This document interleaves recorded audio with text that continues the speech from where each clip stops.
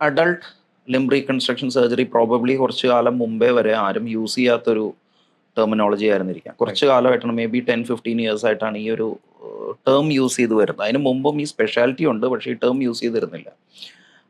For example, ഇപ്പോൾ ഒരു post trauma, ഒരു ലിംബിലെ ഒരു ബോൺ ലോസ്, അല്ലെങ്കിൽ ഒരു ഫ്രാക്ചർ ഉണ്ടായി, സപ്പോസ് അത് യുണൈറ്റ് ചെയ്തു, ബട്ട് യുണൈറ്റ് ചെയ്തത് is not in the proper position. Ultimately ഒരു ബെൻഡ് ഡെവലപ്പ് ചെയ്യണം, ഇതർ കാലിനോ കൈക്കോ ഒരു ബെൻഡ് ഡെവലപ്പ് ചെയ്യുന്നു. അതാണ് ബേസിക്കലി അഡൾട്ട് റീകൺസ്ട്രക്ഷൻ എന്നുള്ളതിൽ നമ്മൾ ഇനീഷ്യലി സ്റ്റാർട്ട് ചെയ്യുമ്പോൾ അങ്ങനെ വെച്ചിട്ടാണ് നമ്മൾ സ്റ്റാർട്ട് ചെയ്തിരുന്നത്. അതിലേക്ക് റീസെൻ്റ്ലി ആഡഡ് ആയിട്ടുള്ള ഒരു സംഗതി എന്ന് പറയുന്നത്, റീസെൻ്റ്ലി ആഡഡ് അല്ല, നേരത്തെ ഉണ്ട്, പക്ഷേ റീസെൻ്റ്ലി ഒരു മൊമെൻറ്റം ഉണ്ടായിട്ടുള്ളത് പ്രോബബ്ലി ഓസ്റ്റിയോ ആർത്രൈറ്റിസിലെ നീ റീകൺസ്ട്രക്ഷൻ അല്ലെങ്കിൽ നീ പ്രിസർവേഷൻ സർജറി.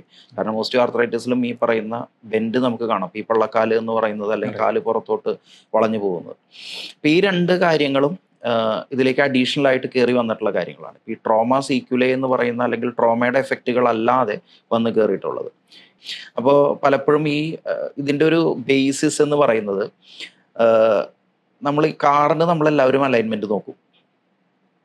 റെഗുലർലി നമ്മൾ ചെക്ക് ചെയ്തുകൊണ്ടിരിക്കുന്ന സാധനമാണ് കാറിന്റെ വീൽ അലൈൻമെന്റ്. വീൽ അലൈൻമെന്റ് നോക്കിയില്ലെങ്കിൽ വീല് തേഞ്ഞു പോകും.